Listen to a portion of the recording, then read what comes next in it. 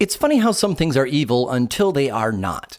When I was getting my start in cultivation, male cannabis plants were a scourge. They essentially damaged the female plants that we were trying to grow as medicine, and we had to be on the constant lookout because they were sneaky and they could get missed. My mentor, Hector, enjoyed the hunt though, and catching the boys before they could get at the girls. It wasn't long though before we started thinking about crossing particular plants to make a more reliable medicinal plant. Suddenly, those male plants had a role to play and the pollen was valuable. Of course, cannabis breeding is so hot right now, and pollen is more valuable than ever. Have you used CBG dominant cannabis flower, tincture, or other preparations in the last 6 months? Dr. Ethan Russo asked me to let you know that he and others are conducting a study to determine the benefits and drawbacks to cannabigerol, and they would love your opinion. The questionnaire takes about 10 minutes and can be anonymous if you wish. The study is available at bit.ly/CBG study. That's bit.ly/CBG study. And the link is in the notes for this episode on shapingfire.com too. Thanks for considering participating. If you want to learn about cannabis health, business, and technique efficiently and with good cheer, I encourage you to subscribe to our newsletter. We'll send you new podcast episodes as they come out, delivered right to your inbox, along with commentary on a couple of the most important news items from the week and videos too. Don't rely on social media to let you know when a new episode is published. Sign up for the updates to make sure you don't miss an episode. Also, we're giving away very cool prizes to folks who are signed up to receive the newsletter. There's nothing else you need to do to win except receive that newsletter. So go to shapingfire.com to sign up for the newsletter this week and be entered into this month's and all future newsletter prize drawings. You are listening to Shaping Fire, and I'm your host, Shango Los. My guest today is Daniel Morford of Heart Rock Mountain Farm. Daniel is a lifelong cannabis farmer, having learned from his dad who started growing in 1976 on their family farm in Mendocino. Daniel has been cultivating with a focus on breeding for some 17 seasons now, and he and his dad continue to focus on licensed cannabis breeding with their California nursery license. The farm has earned the prestigious Dragonfly Earth Medicine Dem Pure certification for regenerative farming. Today we'll be discussing the collection, storage, and application of cannabis pollen. One note on audio quality. I migrated Shaping Fire to new recording software this week, and I didn't get the settings exactly correct. The next few episodes that we recorded are all fine, but this particular episode included a bit of learning curve on my part, so the mic doesn't sound as good as usual. Luckily though, Daniel sounds fine, and we're all here to hear him anyway. So thanks for tolerating me recording on the wrong mic, and next week's show sounds better than any Shaping Fire in the past. Welcome to the show, Daniel. It's good to be here. Right on, man. So, hey, let's get right into it. You know, historically, males have been shunned and destroyed by everybody. They were a threat to the garden. For those who are new to this part of cultivation, why do we want to collect pollen in the first place? To make seeds is the pretty much only use right now, although we have sent off pollen for research and development as a supplement to a company in Los Angeles. Oh, I hadn't heard of that. That's a pretty cool idea. But yeah, to make seeds. And so that's why folks want to do it. When do we collect the pollen from these males? Well, it depends if you're an outdoor grower or an indoor grower. And I do outdoor cultivation. The males generally flower before the females. Not all of them, So they'll start coming in sometimes a month before the females, depending on which cultivar. That must be kind of inconvenient for nature, right? For the pollen to be dropping so much earlier than the ladies are ready for it. But they keep dropping though. So how my dad first acclimatized South American and Mexican sativas to the climate here in Mendocino County was collecting that first pollen and putting it on just the indicator hairs of these sativas. So which grow off the main stalk, not even in a bud. And within a couple generations of taking the earliest males to those indicator hairs, they had acclimatized South American strains to the mountains of Mendocino County. So you said that they keep dropping though. So with most males, they keep dropping. Do we find that they're actually starting early, ahead of the female flowers becoming mature, and they often are dropping pollen throughout the entirety of the blooming process? Yes, they would. Yeah. So go ahead. And then that's why when we talk later about the open pollination projects, but I'll eventually cut the males down because they'll just keep going, and you want to make sure that the seeds that you have going will mature and not just keep better. Yes, so you want to cut down on the immature seeds because if the pollen keeps on dropping throughout the summer, if a female plant gets pollinated at the end of the summer, there's no way that seed's going to ever finish outdoors. So it's better to just prevent that. I mean, it depends on where you are. I harvested a bunch of seed ranches yesterday, which is the latest I've ever had them, but we're in a little banana belt for our region. Yeah. For most parts of the country, here the end of November, when we're recording this, everybody's mostly done, and the plants, being seasonal, have gone to mold already. You said that your dad did a lot with early season pollen. Is pollen essentially the same whether it's early season or late season? It's all viable, right? Right. Yeah. I mean, it's just different expressions of genetics. Oh, it is. So, well, wait. It can be.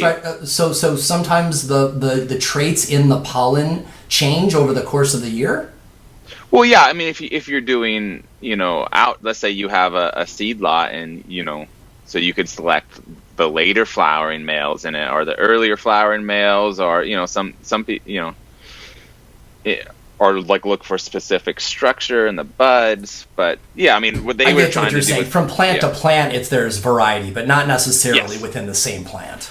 And I found that in the females too. Even a stable seed line, you're harvesting over 2 weeks of maturity, and in the female. So you see a similar thing in the males. Mm-hmm. And then sometimes you get within that 2 week window, you get a few on 2 weeks above or before that window with both males and females. So is there any, for people who will be doing this for the first time, it's always interesting to see the male flowers form, looking like, little balls and everything. And then it seems like once they start to form, if you're excited about it, sometimes it seems to take forever for the first ones to pop open and start pollinating. And you're like, man, is it time yet? Some people who are, maybe newish and aggressive, they start to mess with the balls, the flowers, to try to get them to pop. Do you ever encourage that, or are you very much just keep your hands off the plant? Oh, it depends. But it's usually, I've only ever really done it with the auto flowers or something. But yeah, I have actually, picked off ripe male clusters that they have a more yellowish color, and then you can take those before they open, and you could just squeeze them a little bit and pinch them, and pollen will come out onto, and you can just pick off a bunch of those male flowers and go right to the female you want to pollinate, and just give it a little pressure, and they'll send out some fresh pollen. We should probably consider that to be something that we do rarely, right? Like in extreme circumstances, though. Yeah, or when the timing's right, you go, oh wow, this male's ready. Oh, and I want to put it on this female. You could do that, and it does work. And yeah, so it's it can be something you can do, but definitely the majority of the pollination isn't done that way. Right on. So we're going to talk a lot about technique here in a little bit, but kind of generally, I'd like you to talk to the idea of pollen being fragile, right? Because it's this very fragile powder that we're working with, and what are some of the ways that we can damage pollen and render it inert and not useful? Moisture for sure. You want to make sure that the pollen you've harvested is kept dry, and and then I store it in a jar with, a moisture absorbing packet. And then also during you just harvested your pollen, you don't want to put it in the fridge unless you want to do long-term storage or the freezer for really long-term storage. You're best just to keep it in a constant temperature, like room temperature would be fine. I keep mine on the kitchen table by our air conditioner, so it stays around 70, and because you don't want to take it from such an extreme environment like the fridge out to your garden where you're going to pollinate, because that going back and forth will limit the viability of your pollen. Right, because you're changing heat back and forth, and you're changing humidity back and forth, and we don't want to be changing the state that much. That's for sure. And one of the longest cases of viable pollen I've heard was just from Noah from Golden Figs this year. He had pollen that he'd harvested in April, but it was actually still in the male flower. He just dried the male flower, and he used that fall to make seeds. So he kept it in the male flower to he just dried the whole. Oh, wow. Yeah, that's a pretty cool tech. I haven't heard of that. I hadn't heard of it either. First time.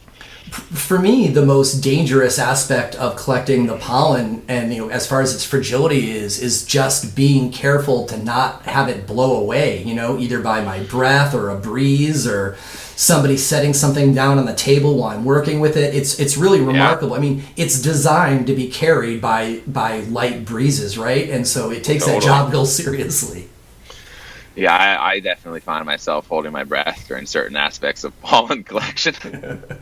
So let's go ahead and get into that part of it. So during the second set, we're going to be talking a lot more on scaling up the number of plants, but we want to make sure that we kind of go through the simple version of this once for folks who are new to this idea and patients and home growers, and then second set we'll hit it a little harder for the people who are doing larger sifts and everything.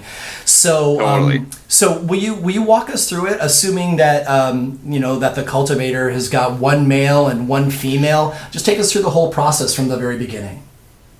Yeah. So, you can just pretty much leave the male alone until it starts to get nice and chunky. You don't really have to worry about it until it gets deep into flower, and then depending on how you're harvesting your pollen, you want to check it a couple times a day.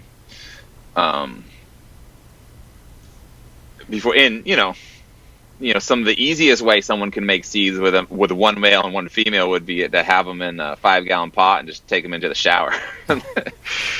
Or the bathroom or somewhere, isolated from the rest of the garden, and then let the pollen get on the female, and then cut down the male, rinse everything off. Water destroys pollen pretty quickly, and then, give that female 24 to 48 hours, rinse her off, take her back out with the general population, and you're good.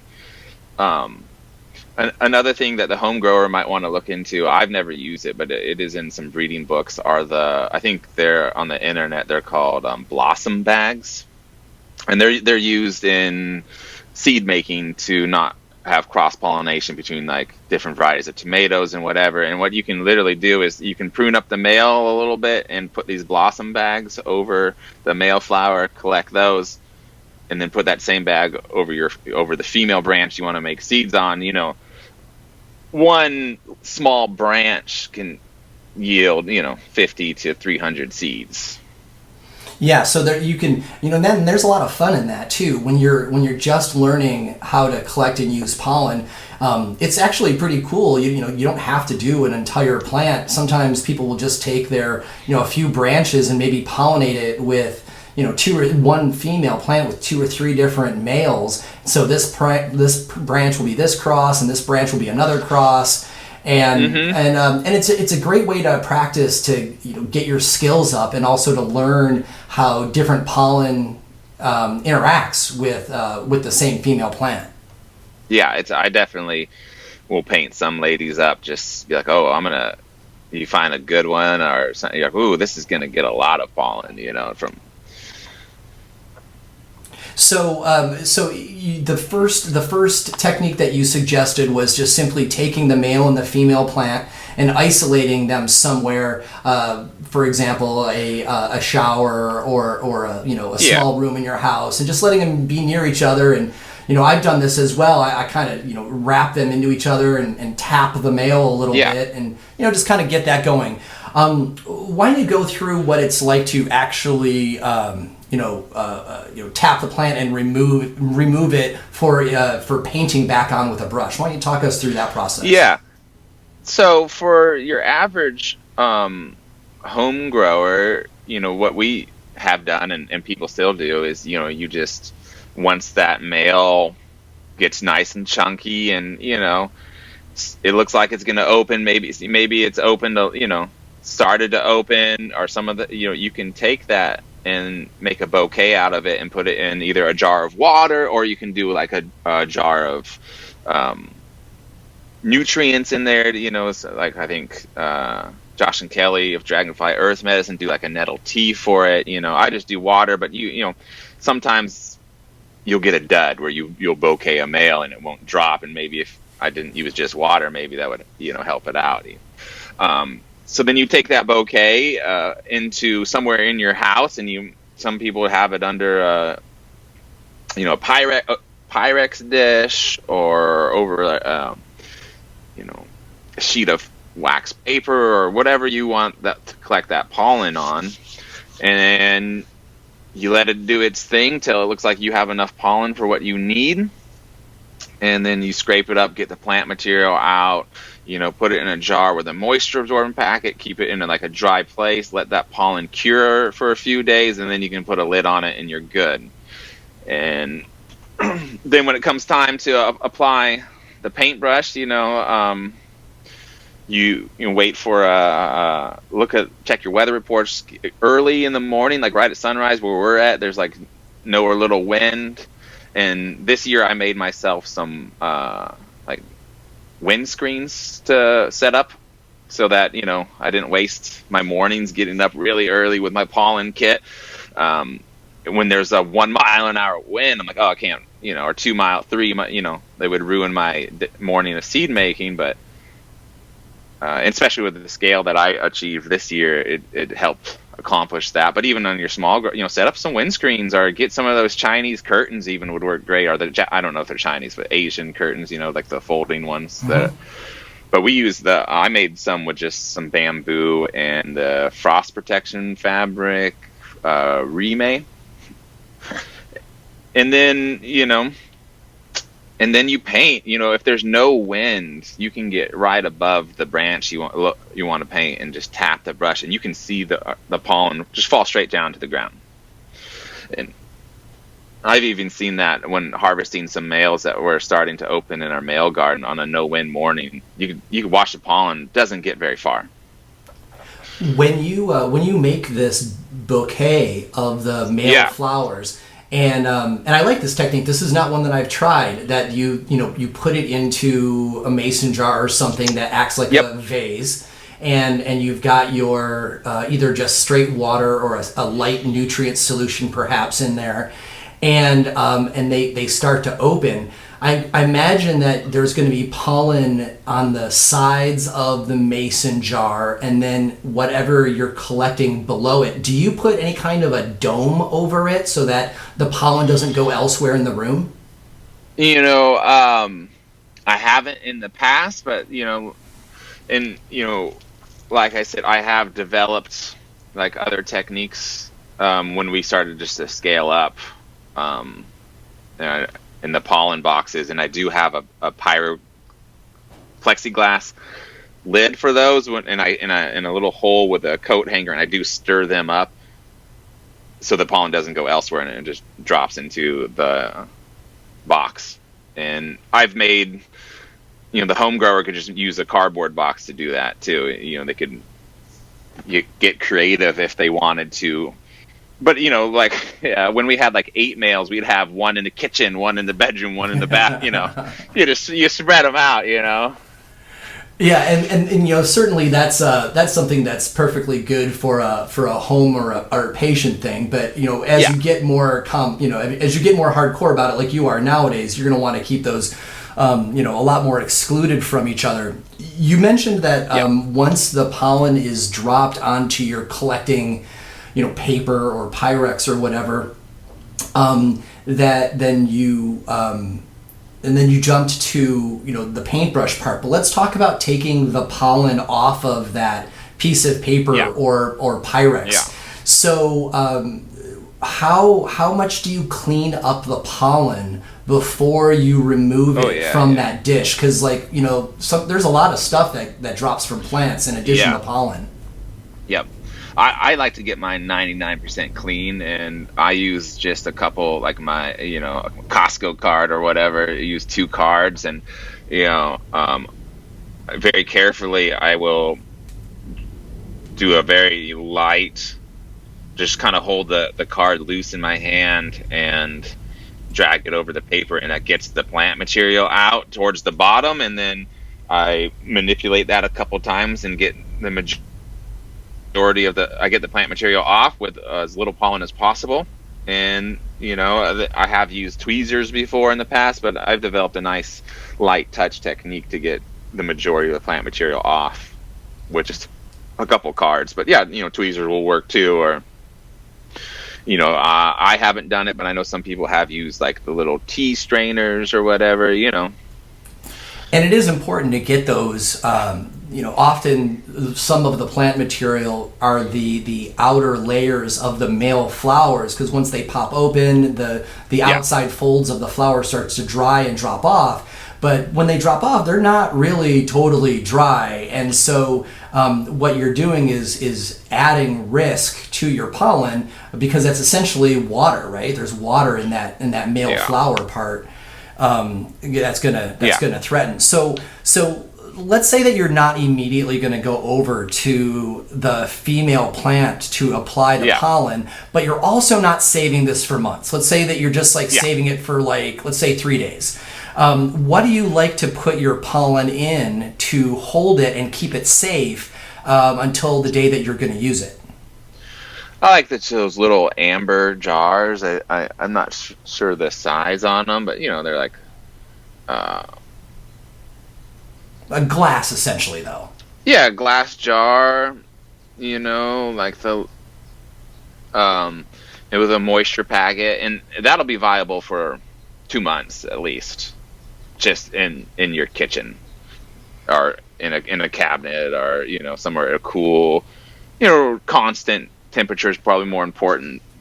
You don't need to manipulate it too much. Yeah, room temperature, cool, get it out of the sun, get it out of temperature changes, don't put it near the heater. Yeah, totally. And then another thing you have to be now in this with the hemp aphid is aphids will really mess with your pollen viability if you don't get them off or reduce their population. That was what we discovered last year. We lost batches of pollen to the aphid, the hemp aphid. Wow, I'm really glad I haven't run into that. So as you're collecting the pollen, you're also collecting aphids in the dust. Is that what it was like? You can. So I did. This year was a lot of firsts. This was the first year I ever sprayed male plants for pesticides. We just did a insecticidal soap, knocked the aphids down. And sure, that's interesting though, because that's something to keep in mind though, because if you are going to use an insecticidal soap, or if you're going to use anything with essential oils in it at all of that could mess with the pollen, and so you want to make sure that you are aggressive with your natural pesticide remedies early on, so that the week that you're expecting your pollen to drop, you're not doing any of that monkey business. Yeah, and that hemp aphid is tenacious. So the last thing I want to hit before we go to the first commercial and then come back and talk about doing this at a much more scaled level. You mentioned you applying the pollen with just a simple watercoloring paintbrush. And this isn't rocket science. You can tap above it and let it fall on it, or literally, or actually paint it. Or literally paint it. But the next thing you said is something that I don't usually do. You mentioned I think you said wait a couple days and wash her down. Talk to us about that. Oh, I don't do it either, but if you were concerned, if you did like an indoor, and you took one female out of your room to pollinate it, then you would wait 24, 48 hours to put it back in. And if you were really paranoid about, pollinating the other general population, you would then rinse that female off before you brought it in, if you wanted to be extra safe, that Sure. So, but when you say rinse it off, do you? I mean, that gives me. I mean, like, you don't mean like with a hose. You just mean like mist it with a spray bottle.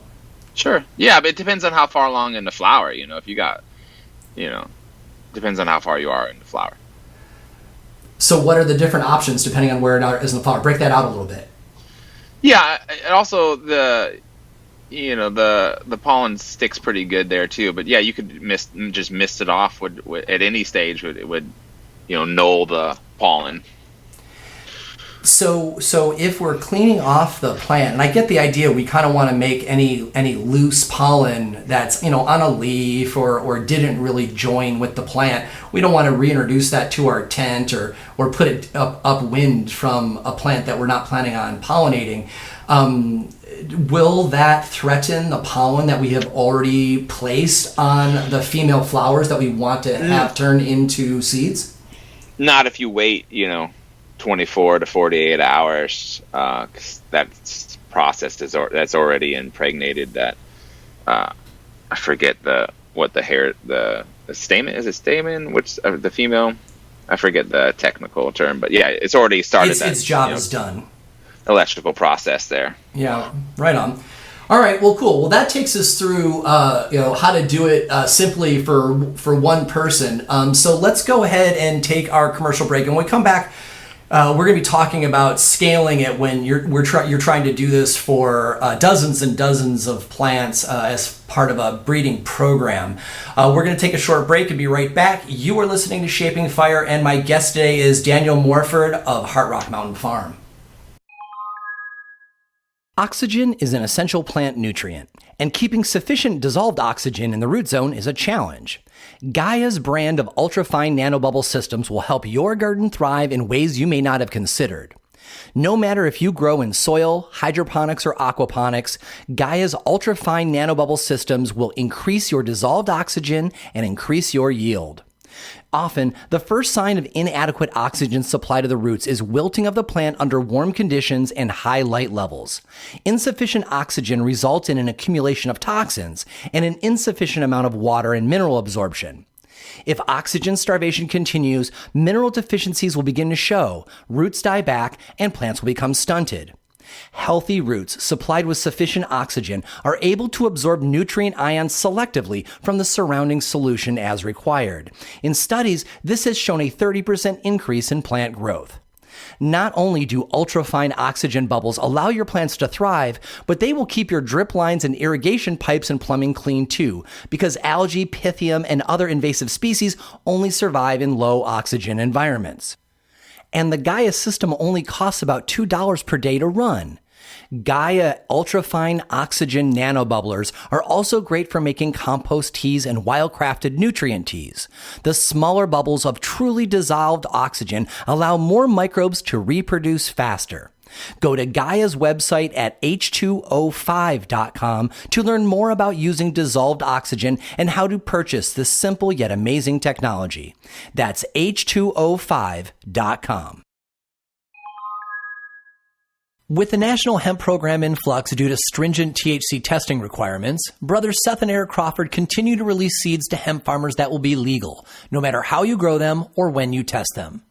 These new varieties from Oregon CBD Seeds have substantial amounts of CBDV, CBGV, CBCV, and THCV, while always staying below the 0.3% THC limit and guaranteeing compliant crops for farmers every time.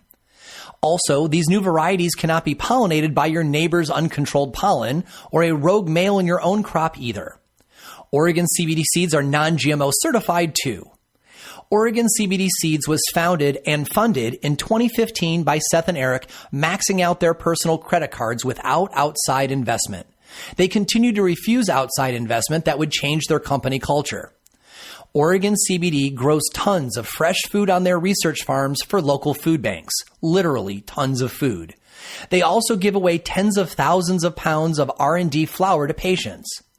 As their company began to succeed, Seth and Eric started donating money to the cannabis medicine and hemp fiber cause too, by giving millions of dollars to Oregon State University in order to establish the world's leading cannabis genomics research program. And they treat their employees right. Oregon CBD pays for full health and dental coverage for their employees, a 401k program, and their minimum starting wage is $20 an hour. Plus everyone shares food from the farms. Seth has been on Shaping Fire a few times to talk about novel cannabinoids. You can check out episodes 25 and 37 on CBD cultivars and the hemp market, episode 66 on triploid cannabis genetics, and the very first Shaping Fire Live, episode 47, with Seth and soil expert Jeff Lowenfels talking about autoflowers.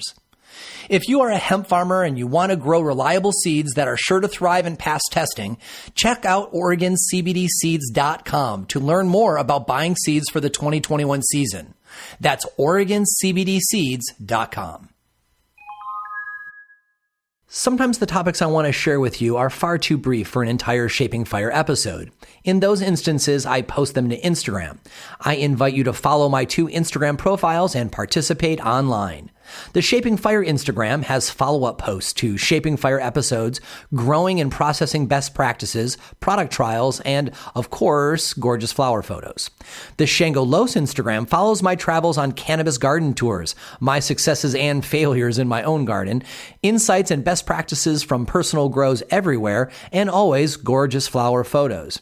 On both profiles, the emphasis is on sharing what I've learned in a way that you can replicate it in your own garden, your own hash lab, or for your own cannabinopathic health. So I encourage you to follow at Shaping Fire and at Shango Los and join our online community on Instagram. Welcome back. You are listening to Shaping Fire. I'm your host, Shango Los. And our guest this week is Daniel Morford of Heart Rock Mountain Farm.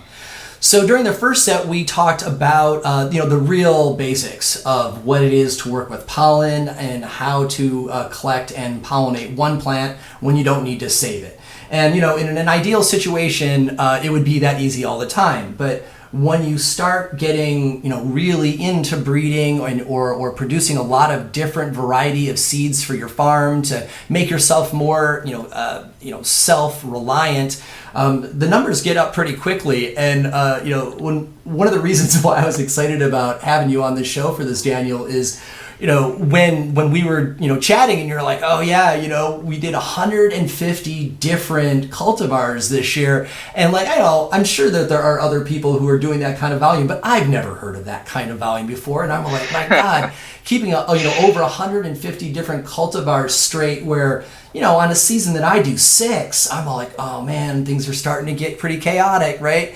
So why don't you start us out with, when you are planning for that many plants, how do you think it through in advance, and then start walking us through how you go about handling that kind of volume? Yeah, well, I was a little nervous actually, and I didn't necessarily think it through, but I had a plan, and necessity is the mother of invention. Yeah. So when we scaled up from 8 to 20, I made my first prototype pollen collection box with cardboard, and I got wardrobe boxes. I pre-slit the front ends of them, and then tape those back up, so then I could undo those and access the bottom of the box, where I also did a pre-cut square with wax paper. And then I closed that back up, and that was my first pollen collection box. I put my male bouquet in there, let it do its thing. It harvested a lot more pollen than previous techniques. And then when we went from 20 to 50 and 50 to 75, when we went to 20 to 50, I had my friend Sin Ukiah help me build wooden pollen collection boxes. For one, like the wardrobe boxes are expensive, and then they're, couple uses, or one season, they're warped from rinsing them out in between uses, and the water really. So we came up with these really nice wooden boxes that have a drawer in the bottom that slides out with a plexiglass sheet, and then I have a plexiglass lid for it, and we have 30 of, and I upgraded when I went from 50 to 75 males, got by good, then from 75 to over 150, we got more we got another dozen boxes made, and that really helped. And then what made, with the resources I had and the space, collecting over 150 males this year, was that about 70 to 80 of those were F1 autoflower hybrids with photoperiod. So they were technically photosensitive, but they came in, that was the first round, and they came in, almost all of those went through my pollen collection system right before the full terms did. And, I was definitely looking at this massive in-ground male garden I had, and I was sweating. And then the autoflower hybrids came in early. I'm like, hey, I think this is actually going to work. Yeah, and it was an intense. There was, many nights I was up till 2 a.m. First start out clearing out the pollen boxes, then harvesting the males that were ready, and then spraying down everything else. And, because that's another thing you can do, is you can keep spraying down your males if you're like, oh, I can't harvest this yet. Spray them down however many times a day till you're ready to harvest them, and that way you're not getting pollen spread where you want to do it. And that's something that Dragonfly Earth Medicine does, like moon gazers out in Redwood Valley. That's a technique that you can do. And so yeah, you have to be, if you want to keep males safely outdoors, you have to find a zone that's good for it, or make a zone that's good for it, and you have to be diligent. You have to be on top of it. And the same thing for hand pollinating your females. It's work and dedication and care. And there are hacks around that you can do it safely. Like a lot of people I know do put the pollen in a turkey bag and put it over the branch, which I find you don't get as many seeds, but you also don't get as many seeds elsewhere, which, people can like. But yeah, so, backtracking a little bit, let's just talk about finding the right zone. Where we're at is pretty unique for ourselves, because we're at the end of the road, tucked into the hillside there, and there's, huge cattle ranch upwind from us in national forest. So when we get those westerly winds that come from the coast, which is 30 miles away, and but we still have wind screens up, which the frost protection fabric, the remesh. I always get confused with the remesh, which is like the steel. But yeah, you get the remesh, and then we get the thick. There's 2 microns. You get the thicker micron. You can even double it up. And yeah, and this was our first year doing an in-ground male garden, which was fun because we'd had them in pots before, and this is nice to get them trenched in the ground. And having 2 different waves of seed creation sounds like it's really working as a win for you as well. I mean, I know 3. you. 3. All right. Because like you have the you've got your autoflowers, and a lot of people grow autos because they do their thing earlier in the season, and that's very convenient. So people will have dep autos and then their full terms. But I would think that with your style, how you're describing it, it also helps with pollen collection, because you can reuse those same boxes, the ones that you're using earlier in the season for the autoflower collection. Once you've removed those from the male autoflowers, you can wash those down and then take them on over to your full terms, and then that way you can make half as many of those nice boxes that you described. Yeah, and with the autos in like the springtime, since we have 40 acres and our gardens are kind of spread out throughout those 40 acres too, and a little bit. So I had different zones for my autos. I think we did, and then I made little pollination rooms in some greenhouses too, with just plywood, and I used the frost protection fabric. And then I had like one auto on the backside of a shed, and I put T-posts around it, and I put that windbreak with that frost protection fabric. So I would do selected open pollinations, and with those that were kind of contained, not field scale. These were 10 by 20 were the biggest ones. Some of them were just 4 by 4s. Depending on which auto I was making and how many seeds I wanted to make of it. I'm starting to get this idea that there's enough variety in how you're doing this.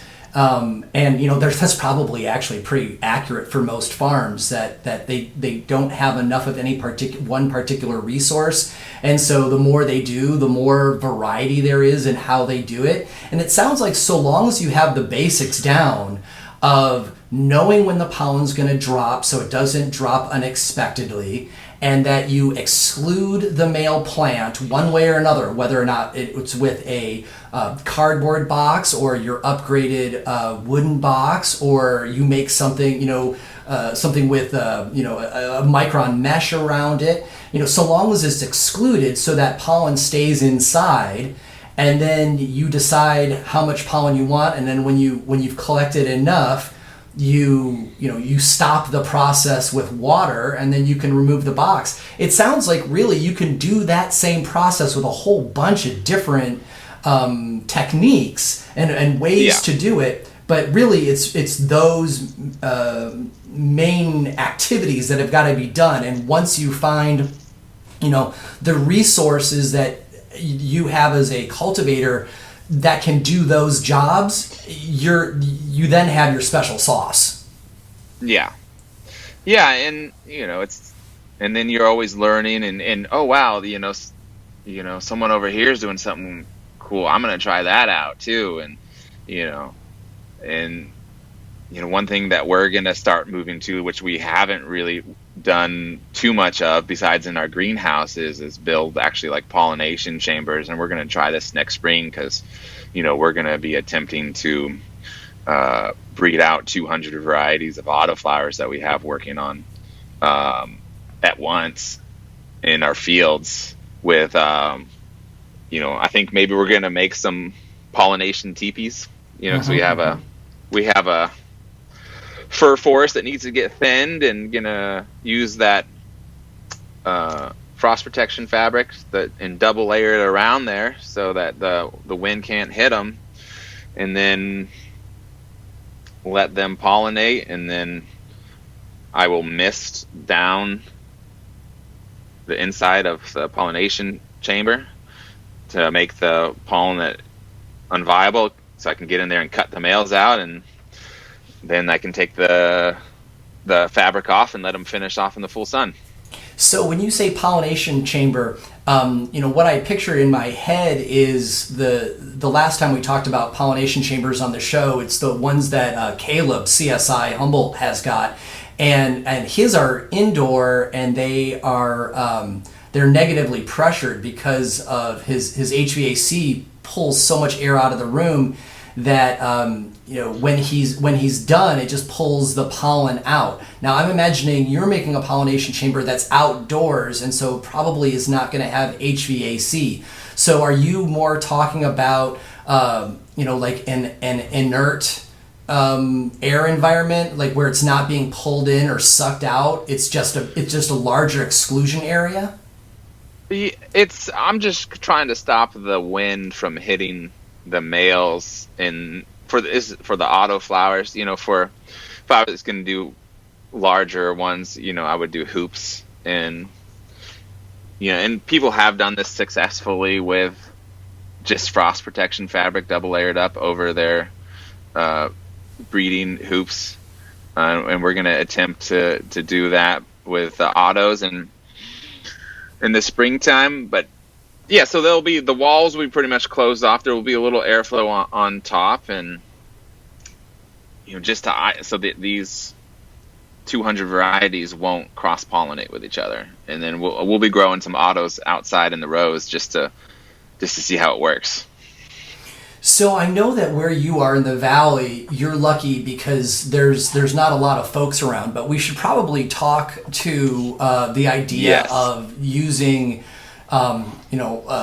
pollinating just out into the air. So you've run into this many times. So I'll let you go ahead and lead, and I'll follow up with you. Why should we be careful about how we're spreading our pollen around? Oh yeah, I mean, is you don't want to seed stuff that you don't want to seed in your own garden, let alone your neighbors. And like I said, we're in a unique location where we have done successful field scale, what I call selected open population, because I reduce the amount of males by structure and whatever that you want to say like that. But still, a decent amount of pollen up there, and only with the autos in the spring and early summer. And we don't have neighbors close to us that were doing depths at that time. We do now, so I haven't done open pollination since then, and have definitely checked in with them to see where they're at in their cycles, when which gave me some relief that they were in veg when I was pulling in a lot of males, so I didn't, It's important, though, to be aware. I like that you have such good connection with your neighbors, that who is depping this year and who is not.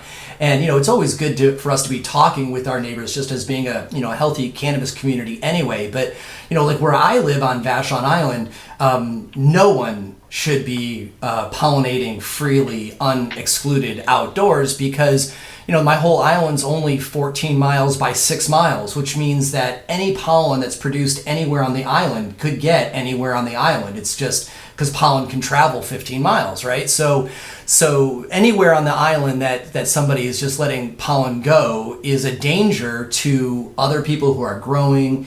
And, especially on an island like ours where there are so many growers who are patients, you really don't want to pollinate a patient's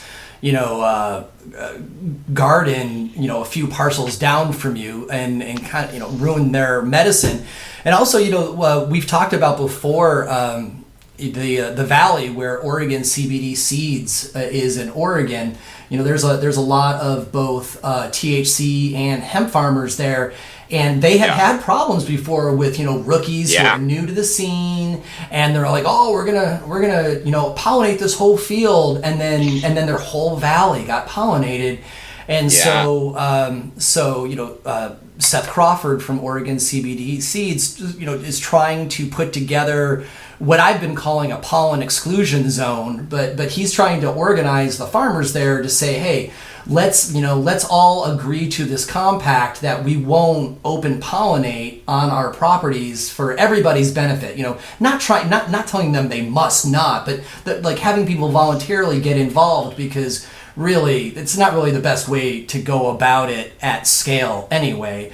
But it's really important to be aware of your neighbors. And while we're at it, I also want to shy people away. It's cool and it feels radical to make these feral hemp bombs. You like take some mud and you take some nutrients and you take some seeds, cannabis seeds, and people go around and kind of like just chuck them, right, to try to restart feral cannabis in the US. And while the idea of weed being everywhere sounds pretty cool, the idea of having these sneaker males just like pop up in nature unexpectedly, it's not really a great way to go, because you're pollinating your neighbor, you could be pollinating yourself, and it's really uncontrolled. So I'm all for more and more cannabis for everybody, but perhaps let's not throw genetics just willy-nilly in nature so that we have unexpected males everywhere. And I would say that open pollination, not in the field, is probably extremely rare. If maybe even not, you should just never do it. Yeah. And also we're upwind from us is one of the widest stretches of national forest in Mendocino County too. Not saying that we're not pollinating any gardens there, but they shouldn't be growing there if they are.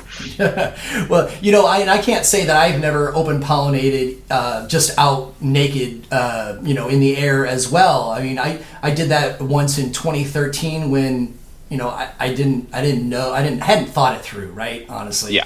And then I thought it through, and I'm like, oh yeah, I don't want to do this again. And so for those of us who have done it, it's like, doing it out of inexperience is one thing, but how about let's not do it on purpose? While we're talking about open pollination, though, regardless of whether or not it's outside, in the air, or whether or not you're air quotes open pollinating in a warehouse facility, so that you are greenhouse. Or a greenhouse or a really closed up hoop house. Why don't you talk a little bit to the advantages of what open pollination is and why it's good? Because so far we've only talked about mostly taking one specific plant and breeding it, mating it to another specific female. But open pollination captures attributes in a different way. And so why don't you kind of explain what that is so that people have got a frame of reference for it? So yeah, we did a open pollination project in 2018 with our Lion Claw autoflower regular seeds.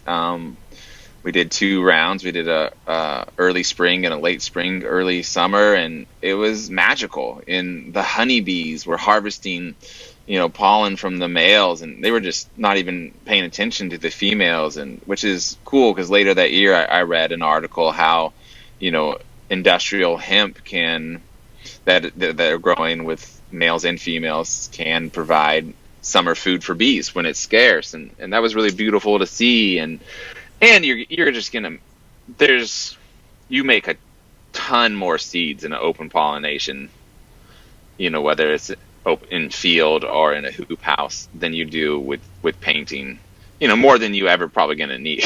But we did like a selected open pollination. So we were looking for specific male, but you're going to get more diversity in an open pollination, even a selected open pollination, unless I've done open pollinations with just one male in a greenhouse, with autos and stuff, or other ones. So you can increase the diversity, or in the smaller hoop house, like, you got your stud in there with whatever females you want to pollinate, and you're still going to get a lot more seeds that way than, but there are ways to get a lot of seeds. Like I'll double paint a female if I really want to make a lot of seeds on it. You paint it once, and then a couple of days later paint it again, maybe within, and you can keep painting it for depending on how much time you have left in the season. You want to give yourself a good 4 weeks to finish out where you're not painting it again. You can, on a little 2-3 foot tall plant, you can get a couple thousand seeds by double, triple painting them. I'll be doing an open pollination summer 2021 over at a friend's house who's got some extra space and who doesn't cultivate otherwise.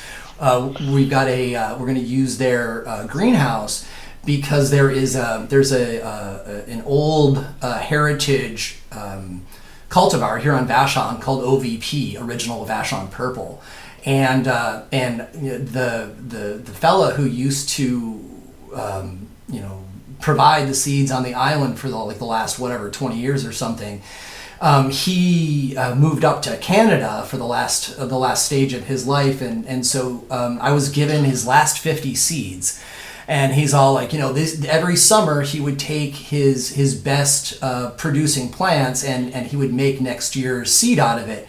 And so, while it's certainly not a land race, we kind of think of it as an, acclimatized land race, if you will, because it's become so great for our particular area, our short summers. And so these plants they're early to start, they're early to finish, they don't grow too big, and they tend to be mold and pest resistant. And so, 20 years of selective breeding and just open pollinated every year, that's pretty cool. And I grew these seeds once 4 years ago, and the plants were just fantastic, and they had some good terpene profiles and everything. But then I didn't pop any more of the seeds because I'm like, I don't have the skill set yet to properly preserve these. And so, but now I do. And so we're gonna pop a bunch of those and just let all the males and the females hang out in one closed environment and just nature take its course, but excluded and closed in. And so the reason we're doing this and why people open pollinate is so that you can get a nice snapshot of all those genetics. You're going to get various different males all putting their different genetic expressions out, and all these different females. And so it's the opposite of what most people are looking for when they get a pack. I mean, a lot of people, they're like, okay, I bought a pack of 10 seeds. I'm hoping for the plant that was described to me when I bought the seeds. And nowadays, with everybody putting out F1s, that plant, the golden child plant, if you will, may or may not be in the pack. And while that's not, many people want that when they buy seeds, there's a lot of the rest of us who are just all like, okay, we want to know everything that's in this genome, so let's make a wide variety of seeds and then sift those, right, for what and then start breeding with those. And I believe it's called a preservation breed. A preservation breed, right on. I haven't heard that term. And so that's what we're trying to do. We're trying to take, I was gifted his last 50 seeds. We probably popped 10 of them so far, so maybe I've got 40 left. And so we'll take some number of those and just pop them and let them go through their thing. And so what we should end up with is several thousand seeds that in that grouping will have everything this plant can possibly do shown in it. And then we'll take those seeds and we'll give them out to people, on Vashon and stuff, and hope that the lineage can just carry on itself. And I'm jealous of you because, of course, you've got, these much larger hoop houses, so you can do that in a much larger volume than we will do in a 15 by 710. Oh yeah, and we're breeding on 5 farms right now too. At least we've had, and farms, genetics going on multiple farms, so it's, and we took those 150 males and made over 400 combinations of genetics this year. Man, you got a lot going on. I saw your new seed list, and I'm all like, I don't know how he has time for actually growing the plants, Well, I'll give a shout out to my team. I have an amazing veteran crew, and I couldn't have accomplished what I accomplished this year without them, because, I did take off a lot of time just to focus on, pollen collection and breeding and seed harvesting because I also running multiple flower farms. And so, I have a team, amazing team, and they've been with me for a lot of them 2 to 5 years, and a lot of veteran. So I couldn't have done what I did without my team. So. Right on. That's some good respect. So let's go ahead and take another short break. And when we come back, we're going to talk about preserving pollen and then bringing it out of refrigeration for use and a couple things like that. So you are listening to Shaping Fire, and my guest today is Daniel Morford of Hard Rock Mountain Farm. If you listen to Shaping Fire and you grow your own cannabis, chances are high that you are very particular about the inputs you use for growing. People like us painstakingly self-educate on cannabis nutrients and techniques so we can cultivate the best tasting and cleanest flowers possible. And when we go to purchase those nutrients, we want to be sure that our supplier shares our values and is providing exceptional quality. This is why I recommend buildasoil.com to my friends who care about quality. Build a Soil empowers organic growers to do their best work by sourcing and shipping only the finest cannabis growing supplies. From organic inputs, soils, soil testing and pots, to lights, growing tents, sprayers, and cover crops, Build a Soil founder Jeremy Silva doesn't just stock his store with what's available. He goes deep to personally vet each product for quality and determine that there isn't a better version of the product that he could be selling. Because of this arduous process, you know that your options on buildasoil.com have been carefully curated to create the results you are looking for. Not only that, but the Build a Soil way is a philosophy that will permeate your interaction with the company. From website design to pricing and shipping to after-purchase support, Jeremy and his team always strive to do their best and give you the best customer service in the business. Check out buildasoil.com today for top-tier quality cultivation supplies and a friends and family buying experience. And check out their educational videos and extraordinary social media while you're there too. Quality organic growing supplies at buildasoil.com. After you've caught up on the latest Shaping Fire episodes, do you sometimes wish there was more cannabis education available to learn? Well, we got you. Shaping Fire has a fabulous YouTube channel with content not found on the podcast. When I attend conventions to speak or moderate panels, I always record them and bring the content home for you to watch. The Shango Los YouTube channel has world-class speakers including Zoe Sigmund's lecture, Understanding Your Endocannabinoid System, Kevin Jodrey of Wonderland Nursery talking about breeding cannabis for the best terpene profile, Frenchie Canoli's Lost Art of the Hashishin presentation, Nicholas Mahmood on regenerative and polyculture cannabis growing, Dr. Sunil Agrawal on the history of cannabis medicine around the world, Eric Vlosky and Josh Rutherford on solventless extraction, and Jeff Lowenfels on the soil food web. There are several presentations from Dr. Ethan Russo on terpenes and the endocannabinoid system too. While there, be sure to check out the 3 10-part Shaping Fire Sessions series, one with Kevin Jodrey, one with Dr. Ethan Russo, and one with Jeff Lowenfels. And even my own presentations on how to approach finding your dream job in cannabis and why we choose cannabis business even though the risks are so high. As of today, there's over 200 videos that you can check out for free. So go to youtube.com/Shango Los or click on the link in the newsletter. As a business owner, you are incredibly busy. In reality, you are responsible for everything your company does. You've got so many responsibilities every single day that often you just don't have the time to really dig into your marketing as deeply as you'd like. You know there's more that you could do to reach out to new customers and encourage loyalty in the customers you already have, but you certainly don't have the time for it, and you're not ready to hire somebody full-time for that role either. For you, I recommend Blunt Branding. At Blunt Branding, Kirsten Nelson and her team are focused on improving your bottom line. You know, most marketing firms are excited to make your logo, packaging, and website very pretty, but they leave responsibility for improving your bottom line up to you. They don't want that kind of responsibility, but that's pretty much the most important part of marketing, right? Kirsten and her team will help you engage new customers, funnel them to your point of sale, whether it be online or a storefront, and keep them coming back to you and telling their friends. Now, if you happen to be a new cannabis company or an established company moving from medical to adult use in your state, Kirsten especially can help you. Not only is she well versed in marketing and finance, but she totally gets cannabis, whole plant medicine, terpenes, heritage farmers, and the particular needs of startups. Check out what she did recently for Moontime Medicinals in Humboldt at moontimemedicinals.com. Kirsten and her team put together a whole brand package for them, built their website, and wrote their sales materials. No doubt this is a paid commercial spot, but that does not mean they bought my opinion. I've worked with Blunt Branding on 5 projects now for various of their clients, and every single time they have done more than they have promised and over-delivered on results. I love how they generate new revenue and focus on that as the goal instead of just making a pretty logo.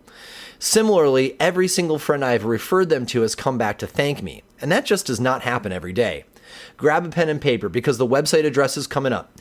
If you want someone to implement marketing programs that feed your bottom line, give Blunt Branding a call. They will share proven techniques to increase your audience and generate sales while using cutting-edge technology solutions in the background that make all of this easy, automatic, and trackable. Go to shapingfire.com/Blunt Branding to find out more. You can also click the link in our newsletter. Blunt Branding, marketing that makes you money.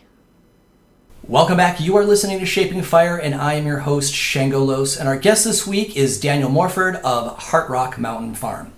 So, Daniel, what I'd like to talk about in this third set is preserving the pollen, because it is so sad when we go through all of this effort to exclude and collect and get it all together, and then we screw up the pollen. And I have done this many times.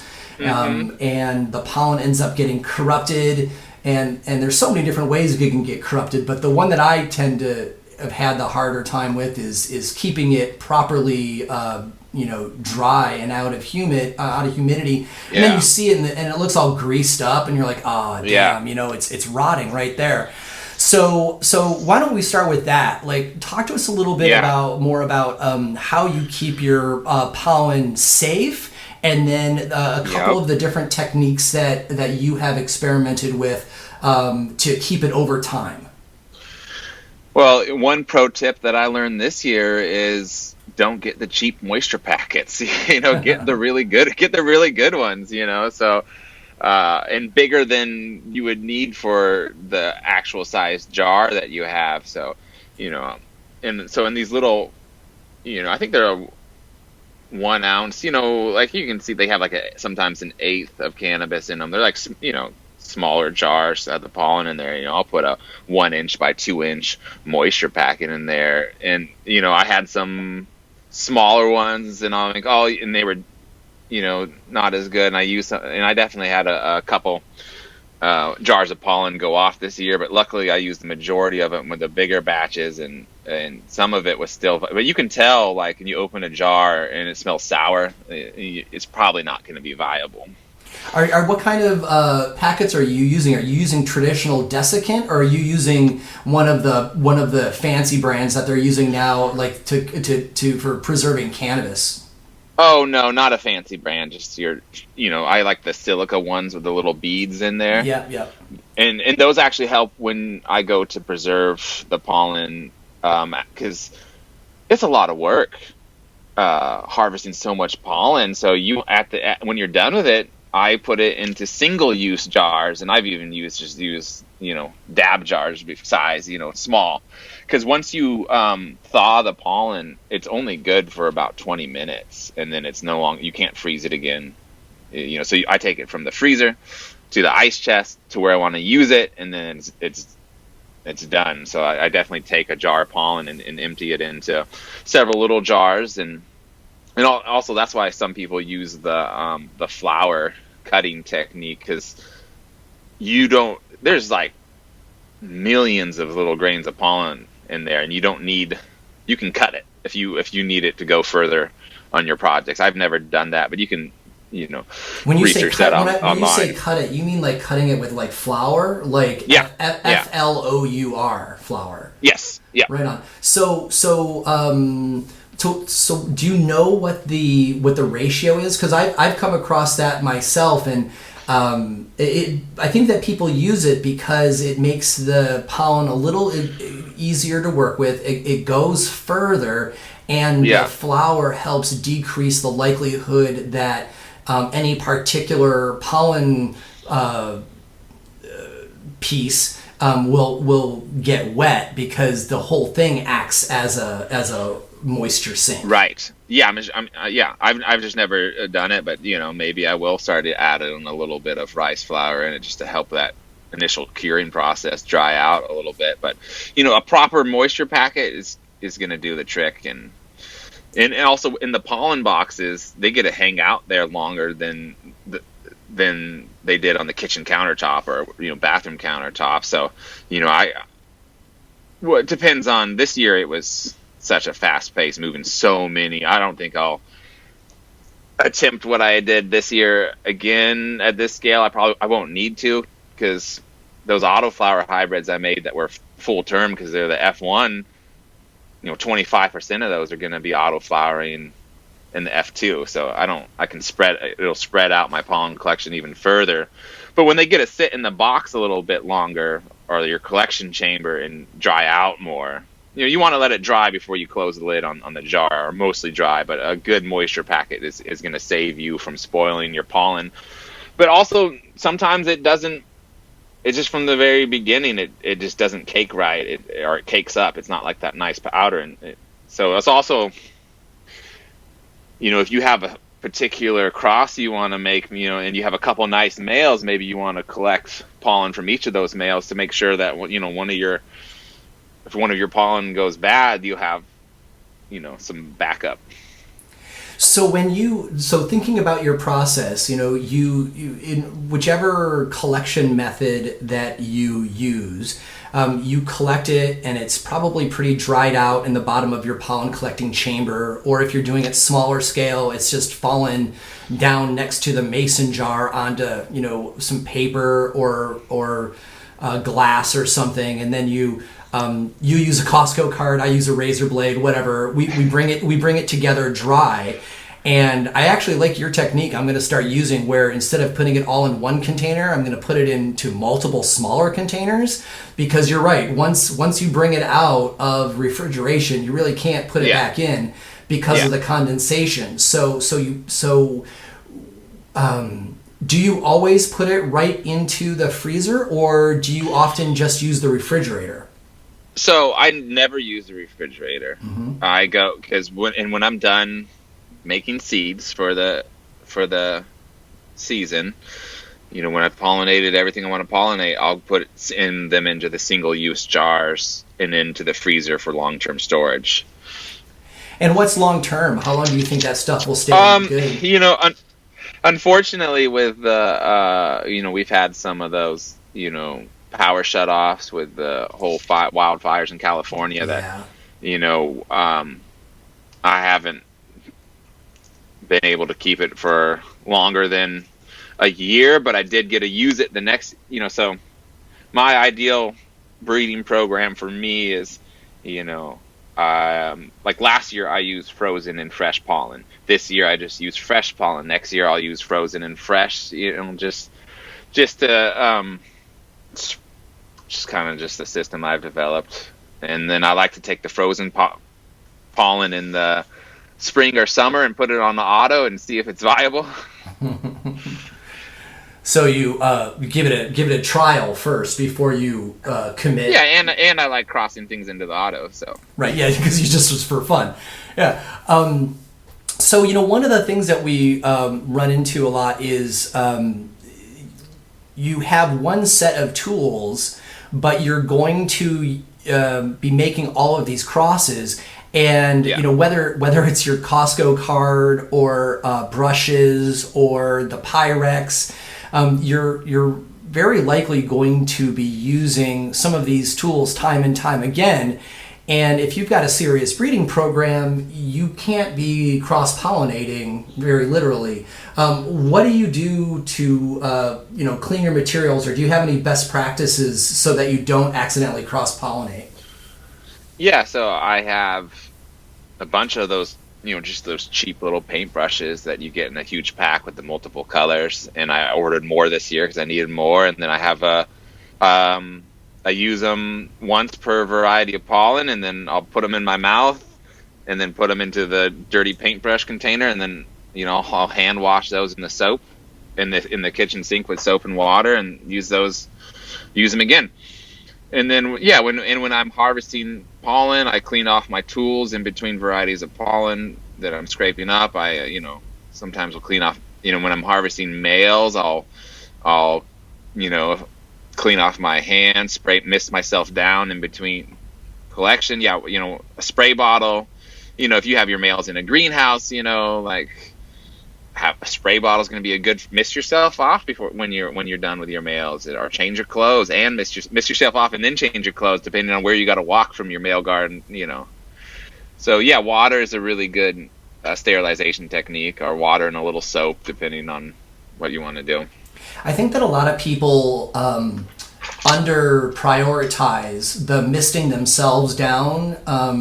And I think that so often people will go from where their males may be on the property over to where the females are, and people don't realize how easy it is to rub up against a plant, just passing it when she's in bloom, and brush 2 or 3 or 8 pieces of pollen off. And then we all know that even if, there's certainly sometimes we'll get a flower and we're excited because there's bag seed, right? We're like, oh, this is great. Let's grow this out. And so it's like, that can be cool. But generally speaking, we don't want seeds in our flowers because, especially at the commercial level, because people know that this flower is not as potent as it could have been. and it's fine details like misting yourself that can stop accidental seeds in your product, and you know that like the product that you put out with seeds in it is going to be the person who gets it is going to be the one that's got the huge Instagram following, you know. Yeah, and you know that's why you've really got to be on top of your game if you want to collect and make seeds, collect pollen and make seeds outdoor. And I tell you what, with at the scale that we did, we definitely have a stray seed here or two, but we didn't nothing peppered. But like in our one of our gardens that's closest to the male garden, yeah, there was a seed or two, which is, I mean, a success considering what we did. And oftentimes we get a message, oh, I found a seed. And, if you find a seed in the eighth or like, a couple seeds in eighth occasionally, most customers are going to be stoked, but some are not going to be happy. And it's interesting too, the different responses that people will have to that accidental seed. And even I judge it differently. If I get it in, an expensive indoor brand that I have paid money for, and they hold themselves up as being like ultra premium, ultra elite, and they're charging an elite price, I expect there to not be any damn seeds in my flower. But most of the farms that I get flower from are, regeneratively minded folks, outdoors, DemPure certified, more like, very organic minded down home stuff. Well, if there's a seed in my pinkleberry, well, I'm actually going to be excited. And I'm like, oh, this is cool, and I'll be happy about that, and so my reaction to the seed often has a lot to do with how premium the brand discusses themselves about how flawless they are, right? Because a seed or two, like I'm perfectly cool with that. But if you say that you're flawless and then there's a seed, well, then I'm all like, oh, I guess you're not, Yeah, and if it's indoor, it's probably from a herm. Yeah. So that's not good. So we've talked about taking the pollen, splitting it up into multiple jars, putting it in the freezer, and if you take it out, it's out. You can't really put it back in because of the condensation that takes place.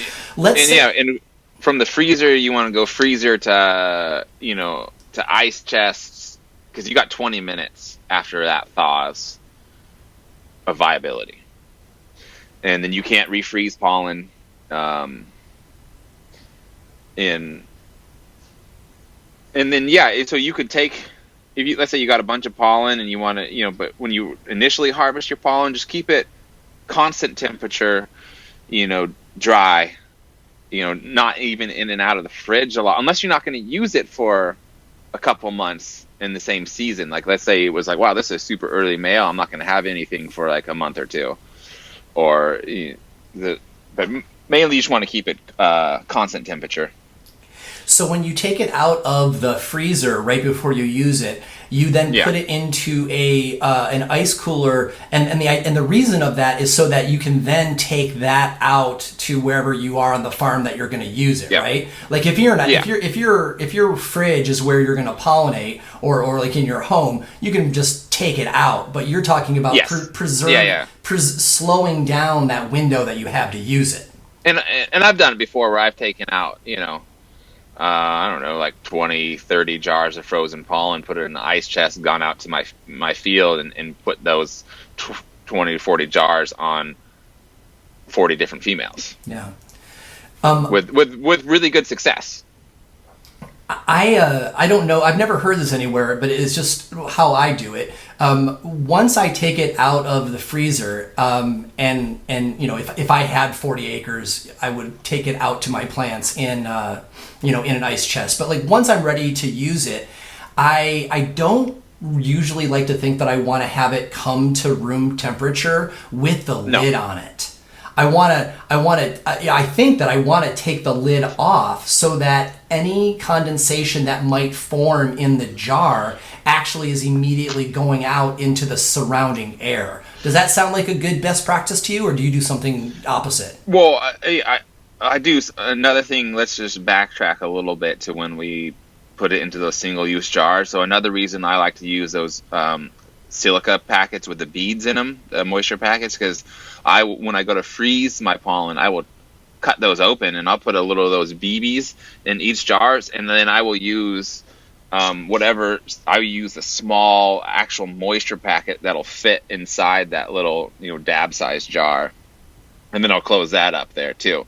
And I've just always just opened and used it from the ice chest. I've never, so once I open the jar, I'm out in the environment. So yeah, I open the jar as it then thaws as I'm using it. So yeah, I would say probably you want the jar to be open.